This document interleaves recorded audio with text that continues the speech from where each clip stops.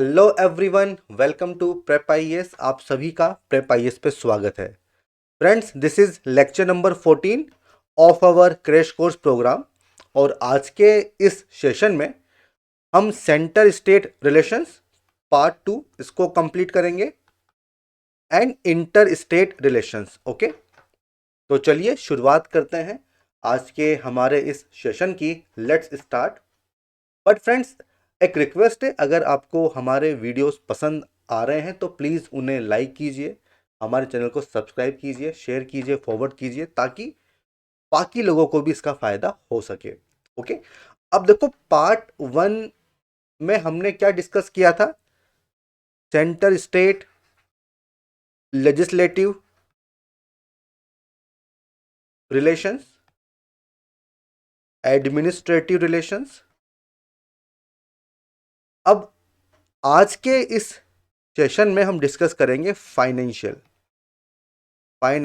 Relations. Okay, तो देखते हैं कि क्या इंपॉर्टेंट आर्टिकल्स हैं जो हमें समझने होंगे। तो देखिए, फाइनेंशियल रिलेशंस आपको मिलेंगे आर्टिकल नंबर 268 से 293 के बीच में, पार्ट नंबर 12। ओके, हमने देखा था कि यूनियन लिस्ट है, स्टेट लिस्ट है एंड कॉन्करेंट लिस्ट है। ओके, तो parliament has exclusive power to levy taxes on subject enumerated in the union list. तो यूनियन लिस्ट में जो सब्जेक्ट्स हैं उस पर टैक्स लेवी करने की पावर किसके पास है? एक्सक्लूसिव पावर है पार्लियामेंट के पास। ओके, अंडरस्टूड है ये चीज? तो सिमिलरली स्टेट लिस्ट में जो सब्जेक्ट मेंशन किए गए हैं उस पर टैक्स लेवी करने की एक्सक्लूसिव पावर वो स्टेट लेजिस्लेचर के पास है। ओके, अब व्हाट अबाउट कॉन्करेंट लिस्ट? तो देखिए, जहां तक कॉन्करेंट लिस्ट की बात है उसमें कोई भी टैक्स एंट्री नहीं है, यह बात ध्यान रखना। But there is one exception. तो 101st अमेंडमेंट एक्ट ऑफ 2016, इसमें यह एक्सेप्शन ऐड हुआ।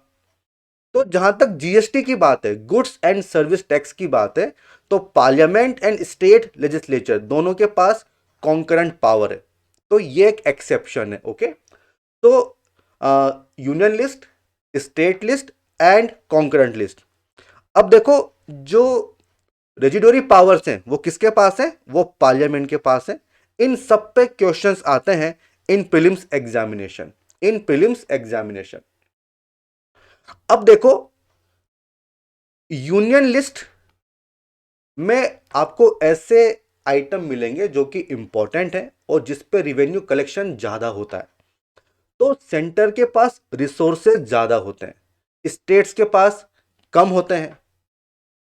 तो सेंटर के पास जो रिसोर्सेज हैं आपको डिस्ट्रीब्यूट करना होगा विद स्टेट गवर्नमेंट, और इसीलिए distribution of tax revenue it is very important. और कौन से प्रिंसिपल इसमें यूज होते हैं, कौन से आर्टिकल्स इसमें यूज होते हैं, अब हम वो चीज देखने वाले हैं। ओके, तो भाई, अभी प्रेजेंट में जो डिस्ट्रीब्यूशन है उसका बेसिस क्या है? 80th amendment act and 101st amendment act. Okay, तो ये बेस आपको याद रखना होगा। अब देखो, इसके अलावा कुछ टर्म्स हैं जो आपको पता होनी चाहिए। एक होता है लेवी। लेवी का मतलब क्या होता है कि टैक्स कौन इंपोज कर रहा है, ठीक है, इंपोजिशन ऑफ टैक्स। दूसरा होता है कलेक्शन। इंपोज हो गया, अब उस टैक्स को कलेक्ट कौन कर रहा है? ओके, एंड तीसरा होता है एप्रोप्रिएशन। एप्रोप्रिएशन मींस जो टैक्स प्रोसीड्स हैं उनको यूज कौन कर रहा है, मींस खर्च कौन कर रहा है, ये होता है एप्रोप्रिएशन। अब देखो, जरूरी नहीं कि एक ही गवर्नमेंट के पास ये तीनों चीजें हों। मैं आपको एग्जांपल देता हूं, जैसे इनकम टैक्स। इनकम टैक्स कौन लेवी करता है? Central government. ओके, कलेक्ट कौन करता है? Again central government, union government. Okay, and जो एप्रोप्रिएशन है ये सेंटर स्टेट दोनों मिलकर करते हैं। तो this is income tax. Okay, अब इसी लाइन पे हम देखते हैं कि किस तरह से टैक्स रिवेन्यूज को डिस्ट्रीब्यूट किया गया है। तो बहुत सारे आर्टिकल्स हैं। अब देखो, अगर आप लक्ष्मीकांत से पढ़ोगे तो थोड़ा सा कंफ्यूजिंग होता है, क्योंकि काफी कुछ इंफॉर्मेशन है। तो आप इस टेबल को, इस चार्ट को आप फॉलो करिए एंड सारी इंफॉर्मेशन आपको यहीं पर मिल जाएगी। तो देखिए, डिस्ट्रीब्यूशन ऑफ टैक्स रिवेन्यू, इसमें बेसिकली 5 आर्टिकल्स हैं जो हमें पढ़ने होते हैं। Okay, article number 268, 269, 269A, 270 and 271। अब इनको समझते हैं। देखिए, आर्टिकल 268 में बेसिकली स्टैंप ड्यूटी के लिए प्रोविजंस हैं। अब स्टैंप ड्यूटी क्या होती है भाई? जब आप कोई प्रॉपर्टी परचेज करते हो, आपको टैक्स पे करना होता है, दैट इज स्टैंप ड्यूटी। अब देखो, इसको कौन लेवी करेगा? Union, centre. बट आप मुझे बताइए कि किसके लिए आसान है कलेक्शन करना? ऑब्वियस सी बात है, स्टेट गवर्नमेंट के लिए। तो कलेक्शन कौन करेगा? State government. ठीक है। अप्रोप्रिएट कौन करता है? Again state government. मींस खर्च कौन करेगा?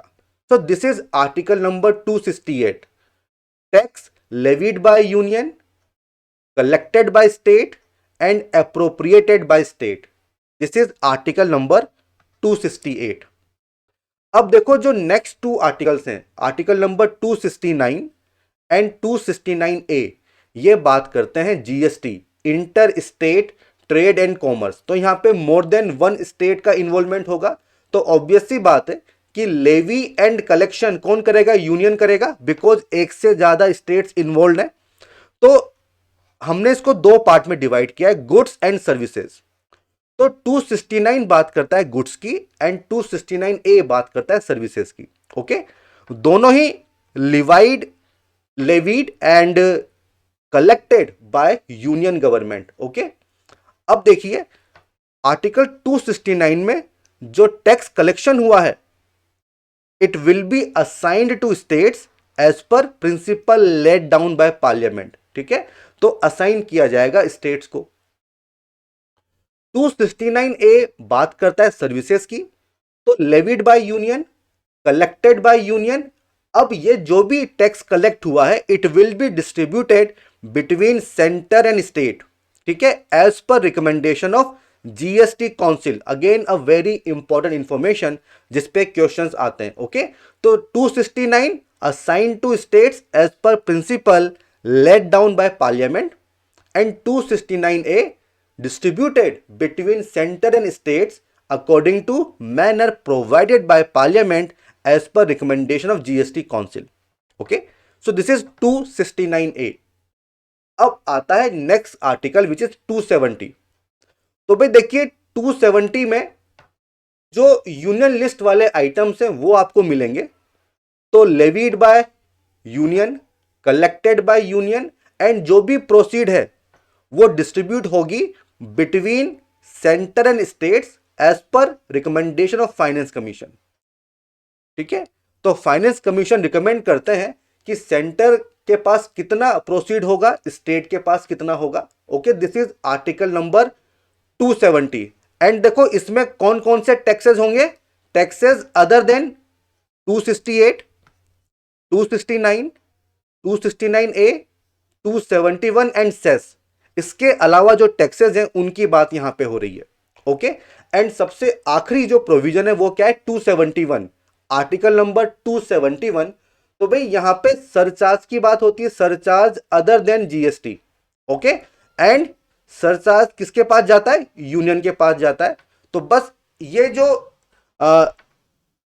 चार्ट है ना, ये चार्ट आपको याद करना है एंड ये पूरे कॉन्सेप्ट आपके क्लियर हो जाएंगे कि आर्टिकल 268 क्या है, 269, 269A, 270 एंड 271 में क्या क्या प्रोविजंस हैं। Okay, is this clear to everyone? अब इसकी जो डिटेलिंग है ना, वो भी मैंने की हुई है, तो ये नोट्स आपके पास रहेंगे। आप इन नोट्स को भी पढ़ सकते हो, बट चीजें वही हैं जो मैंने वहां पे शो की हैं, वही चीज यहां पे आपको मिलने वाली है। ओके, तो अब हम इससे आगे बढ़ेंगे। ओके, हमने 271 देख लिया है। अब देखो, जो स्टेट लिस्ट वाले आइटम है, ठीक है, जिसमें टैक्स एंट्रीज हमें मिलती हैं, तो levied and collected by centre, sorry state, and retained by state. तो यहां पे सेंटर का कोई रोल नहीं है। तो जो स्टेट लिस्ट आइटम है वहां पे टैक्स लेवी कौन करेगा? स्टेट गवर्नमेंट करेगी, है ना।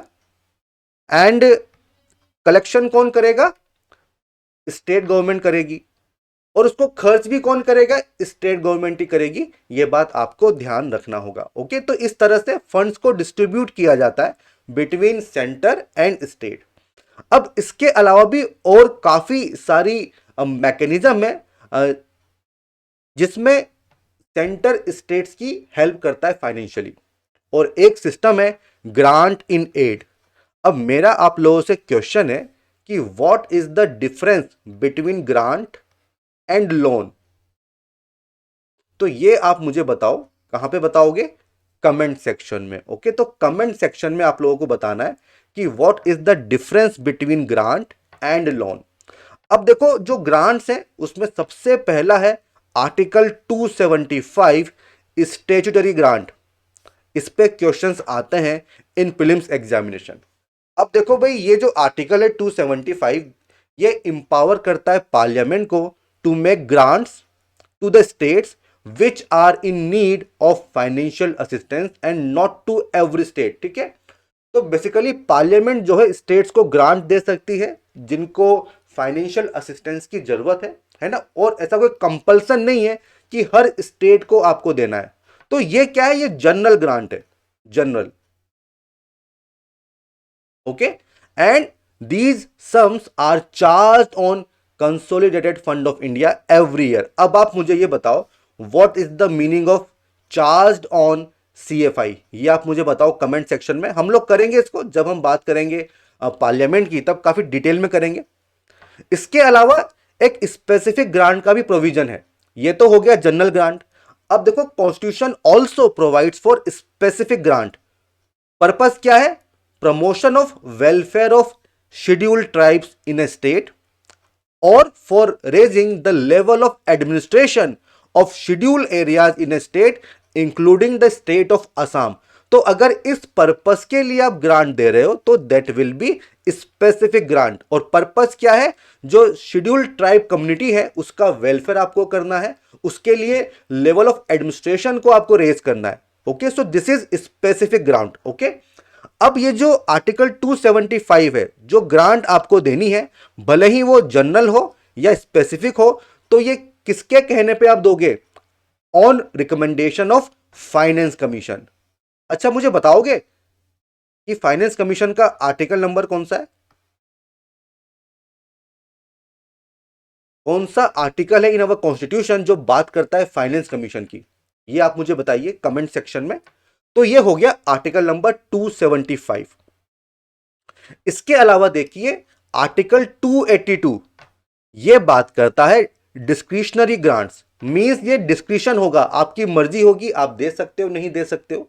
तो भाई आर्टिकल 282 सेंटर स्टेट दोनों को इंपावर करता है कि वो किसी भी पब्लिक पर्पस के लिए ग्रांट्स दे सकते हैं। और जनरली इस प्रोविजन के अंदर जो सेंटर है वो स्टेट्स को ग्रांट प्रोवाइड करता है, बट यहां पे किसी तरह का ऑब्लिगेशन नहीं है, क्योंकि दिस इज डिस्क्रिशनरी ग्रांट। ये आपकी मर्जी पे डिपेंड करता है, आप देते हो या नहीं देते हो। Article number 282। इसके अलावा देखिए अदर ग्रांट्स भी होती हैं provided by constitution, but this is for temporary period. Okay, अब इस पे क्वेश्चन आने के कोई चांसेस है नहीं। ओके, बेसिकली पर्पस क्या होता है? In lieu of export duties on jute and jute products to the states of Assam, Bihar, Orissa, West Bengal. तो बेसिकली 10 साल के लिए देना था for a temporary period. So these are other grants, है ना।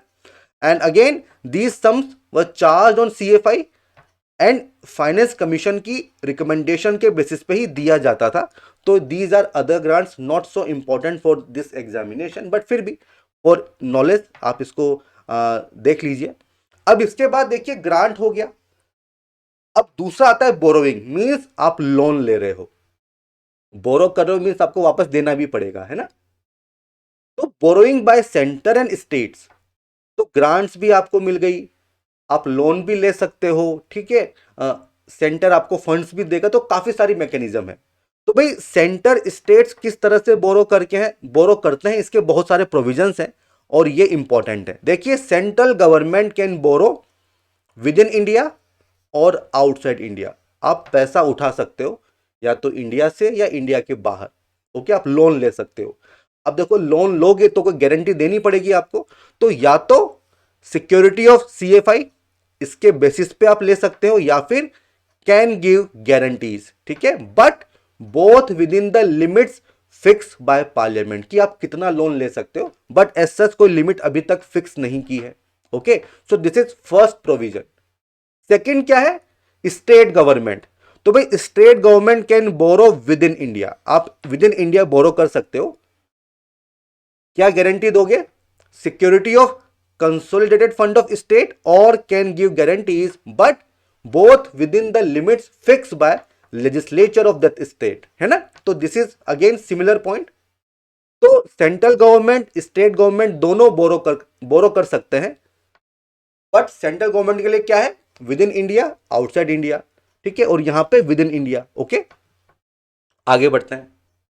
अब देखो, सेंट्रल गवर्नमेंट किसी स्टेट को लोन दे सकती है। Okay, loan to any state, ये पहली चीज हो गई।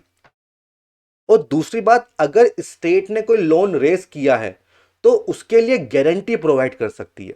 तो ये दो चीजें हैं। The central government can make loans to any state or give guarantees in respect of loans raised by any state. Okay, और any sum required for the purpose of making such loans are to be charged on CFI, Consolidated Fund of India. Okay, important provision है।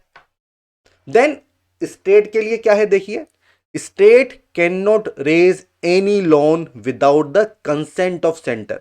तो बिना centre के consent से आप कोई loan raise नहीं कर सकते हो। बट किस कंडीशन में? If there is still outstanding any part of a loan made to state by the center or in respect of which a guarantee has been given by the center।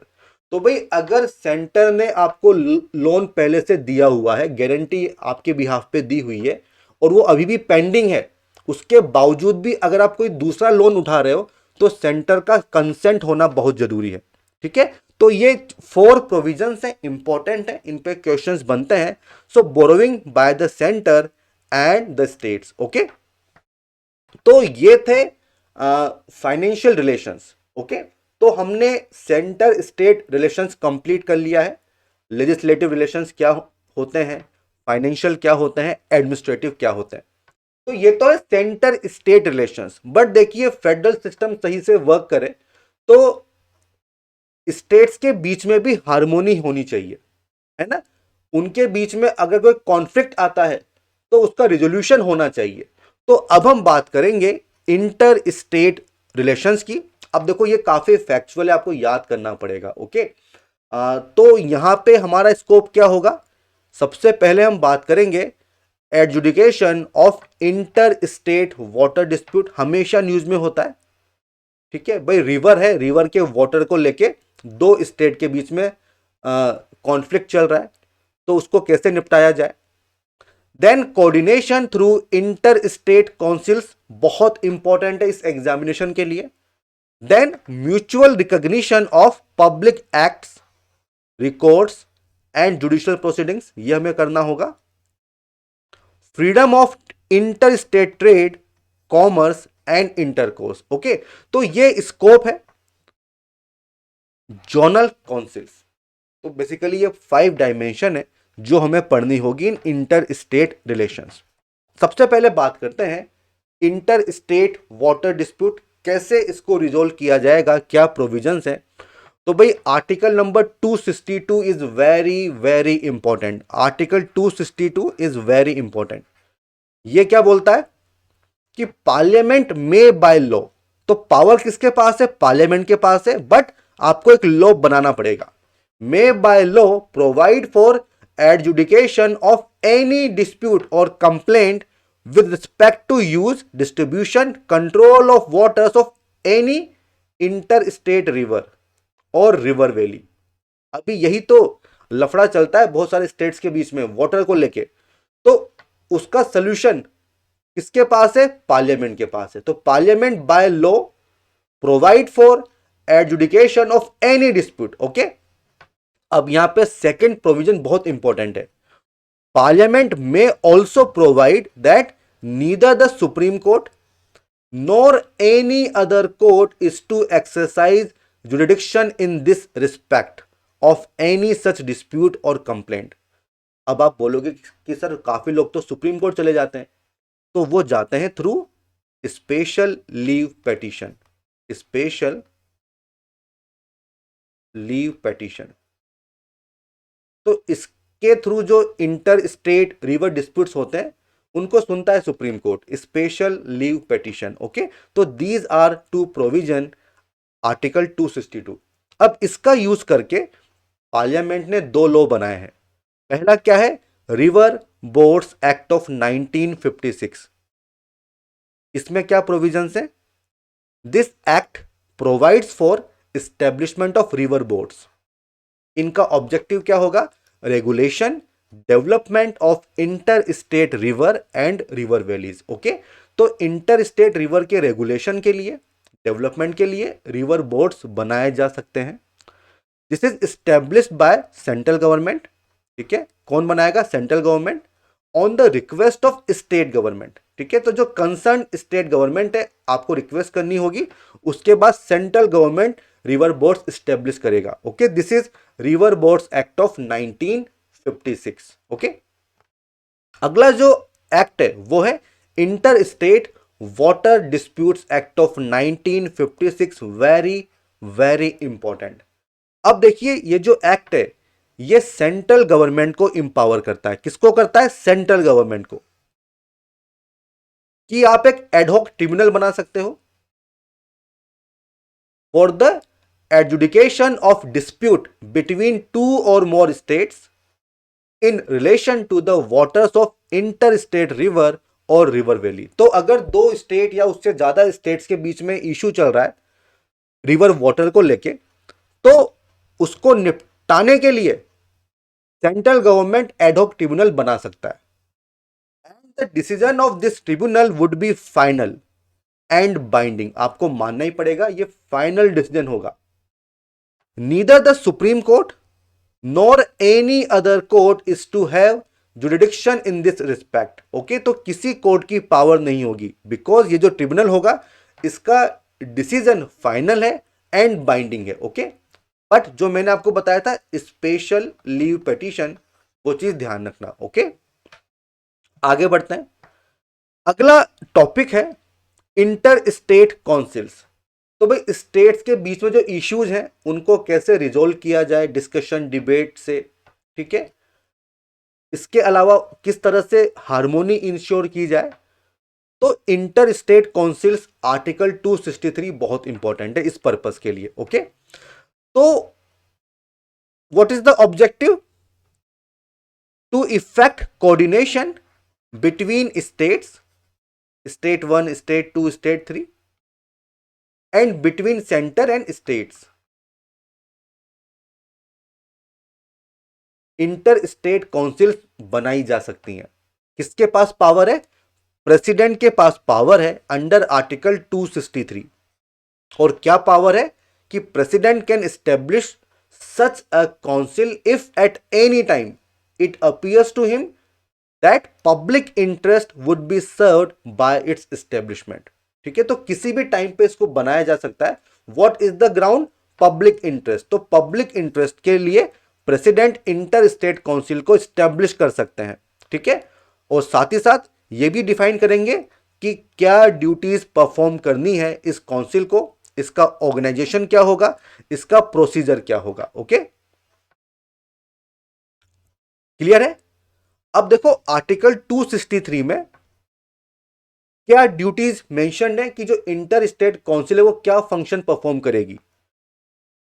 तो भाई अगर states के बीच में कोई dispute है तो inquiry करना, advice करना, इन्वेस्टिगेट करना and to make recommendation and recommend करना। तो भाई ये जो इंटर स्टेट काउंसिल्स होंगी ये एडवाइजरी बॉडी होंगी, इनका जो डिसीजन होगा वो बाइंडिंग नहीं होगा। ठीक है, अब देखो ये जो फंक्शन है ये सुप्रीम कोर्ट भी करता है अंडर 131, तो ये इसके कॉम्प्लीमेंट्री है, but this is advisory not legally binding, ये बात ध्यान रखना। ओके, सो ये ड्यूटीज होंगी इंटर स्टेट काउंसिल की। And president has establish following council, कौन कौन सी है? Central council of health, family welfare, local government, regional councils वगैरह, तो इनको सेटअप किया गया है। अब देखो 1990 में इंटर स्टेट काउंसिल जो है उसको स्टेब्लिश किया जाता है सरकारिया कमीशन की रिकमेंडेशन पे, सरकारिया कमीशन। अब इसके मेंबर्स कौन होंगे इस पे क्वेश्चन आता है, ठीक है, कि इसकी मेंबरशिप किस किस के पास होगी। तो प्राइम मिनिस्टर इसके चेयरमैन होंगे, chief minister of all the states, but आपको पता है कि कुछ यूटी भी हैं with legislative assembly and without, तो जिनके पास लेजिस्लेचर है यूटी में उनके चीफ मिनिस्टर्स, ओके, जहां पे नहीं है वहां के एडमिनिस्ट्रेटर। इसके अलावा अगर मान लो किसी स्टेट में प्रेसिडेंट रूल लगा हुआ है तो वहां के governor. 6 central cabinet minister including the home minister to be nominated by prime minister, ठीक है। तो आप देखो कि सेंट्रल गवर्नमेंट भी यहां पे है, स्टेट गवर्नमेंट भी यहां पे है, जो यूटी की गवर्नमेंट है वो भी यहां पे है, तो एक प्लेटफॉर्म पे सभी लोग हैं, तो जो भी आपके इश्यूज हैं उसको निपटा लो। ये इसका पर्पज है, इफेक्टिव कोऑर्डिनेशन, हार्मोनी। ओके, और क्या होंगे? 5 मिनिस्टर्स ऑफ कैबिनेट रैंक या फिर मिनिस्टर ऑफ स्टेट। कौन नॉमिनेट करेगा? Prime minister. They are permanent invitees to the council. तो काफी लंबी चौड़ी लिस्ट है, बट याद करो क्वेश्चन आते हैं कि कौन कौन इसके मेंबर्स होते हैं। सो this is inter state council. अब देखो ये जो इंटर स्टेट काउंसिल है ये एक रिकमेंडेटरी बॉडी है, अगेन एडवाइस दे सकती है, रिकमेंड कर सकती है, कोई बाइंडिंग नहीं होगा इसका जो डिसीजन होगा, ये बात ध्यान रखना, ठीक है, केवल रिकमेंडेशन दे सकती है, ठीक है। क्या ऑब्जेक्टिव है? To promote coordination between centre and states, okay, issues को डिस्कस करते हैं, डेलिब्रेट करते हैं, एग्जामिन करते हैं। क्या ड्यूटीज दी गई है? वही investing, discussing, recommendation and deliberation, तो वही चीज इनको परफॉर्म करनी है। एंड एक साल में आपको 3 बार कम से कम मिलना ही मिलना है। द काउंसिल में meet at least thrice in a year, but ऐसा होता नहीं है, और ये सबसे बड़ा इशू है इंटर स्टेट काउंसिल के साथ। ओके, अब देखो ये जो काउंसिल है इसकी एक स्टैंडिंग कमिटी भी होती है जिसको सेटअप किया गया था 1996 में। अब इसका जो कंपोजिशन है वो इंपॉर्टेंट है, इसमें यूनियन होम मिनिस्टर होते हैं चेयरमैन, ठीक है। इसके अलावा 5 यूनियन कैबिनेट मिनिस्टर्स होंगे, 9 चीफ मिनिस्टर्स होंगे, ओके, तो ये इसकी मेंबरशिप होती है। देखो फैक्चुअल है, आपको याद करना पड़ेगा, है ना, क्योंकि क्वेश्चंस आते हैं इसलिए इंपॉर्टेंट है, तो इसको स्किप आपको नहीं करना चाहिए। ओके, अब देखो और क्या सिस्टम बनाया गया है। देखो इन अवर कॉन्स्टिट्यूशन जो स्टेट्स का जुरिडिक्शन है वो डिफाइन किया गया है विद इन टेरिटरी।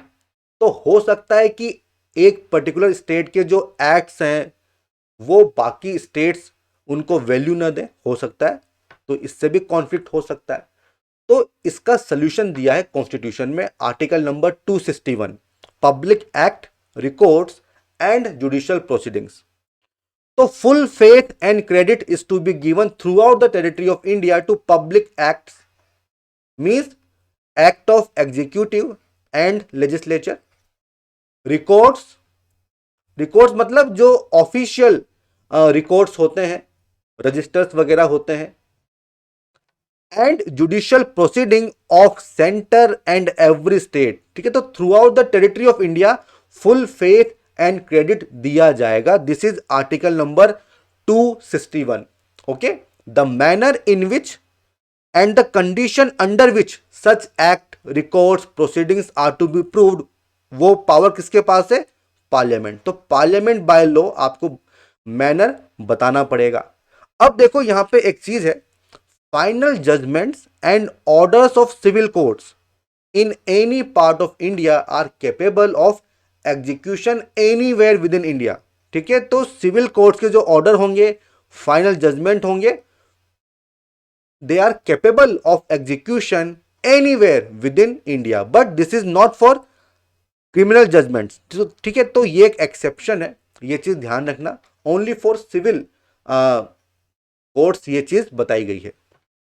अगला प्रोविजन है inter state trade and commerce. तो basically article 301 to article number 307, इसमें ये सारे प्रोविजंस दिए गए हैं, केवल इतना याद कर लेना हमारे लिए काफी है।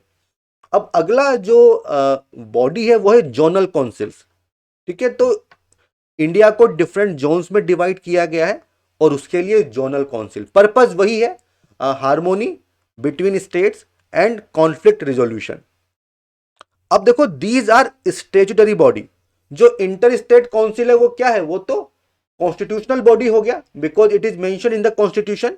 तो the zonal bodies are statutory bodies. Okay, कौन सा एक्ट है, स्टेट रीऑर्गेनाइजेशन एक्ट ऑफ 1956। तो इसके अंडर में इनको स्टेब्लिश किया गया है। कंट्री को 5 जोन्स में डिवाइड किया गया है, north, central, eastern, western and southern. And her zone के लिए एक जोनल काउंसिल प्रोवाइड की गई है। अब इसकी भी जो मेंबरशिप है वो आपको याद करनी पड़ेगी। तो भाई, home minister of central government ये रहेंगे, उस जोन में जितने भी स्टेट्स हैं उनके चीफ मिनिस्टर्स रहेंगे, chief ministers of all the states in the zone, 2 other ministers from each state in the zone. ठीक है, एंड अगर उस जोन में कोई यूटी है तो उसके एडमिनिस्ट्रेटर। ओके, तो ये होगी membership of each zonal council. अब देखो, यहां पे जो होम मिनिस्टर हैं वो कॉमन चेयरमैन होते हैं ऑफ 5 जोनल काउंसिल। तो चेयरमैन सेम है, तो वाइस चेयरमैन कौन होगा, every each chief minister bye rotation, and maximum period क्या है, 1 ईयर एट ए टाइम। तो उस जोन में जितने भी सीएम है उनको रोटेशन बेसिस पे वाइस चेयरमैन बना दिया जाता है। Okay, what is the objective, to promote cooperation coordination between states, union territories and the centre. Okay, again they are just advisory bodies, discuss कर सकते हैं, रिकमेंडेशन दे सकते हैं, बट उसको मानना ना मानना ये बाइंडिंग नहीं है। Okay, so these are zonal councils. अब इसके अलावा एक होता है नॉर्थ ईस्टर्न काउंसिल। तो नॉर्थ ईस्ट जो स्टेट्स हैं उनके लिए बनाई गई है। It is created by special separate act of parliament, north eastern council act of 1971। इसमें कौन कौन स्टेट्स हैं, असम, मणिपुर, मिजोरम, अरुणाचल, नागालैंड, मेघालय, त्रिपुरा, सिक्किम, सारे ही आ गए north eastern states. Okay, functions similar to zonal council but with few additions. क्या एडिशंस है, it has to formulate a unified coordinated regional plan. ठीक है, तो आपको प्लान बनाना पड़ेगा covering matters of common importance. Okay, इसके अलावा to review measures taken by member states for maintenance of security public order in the region. तो ये एडिशनल फंक्शंस दिए गए हैं नॉर्थ ईस्टर्न काउंसिल को।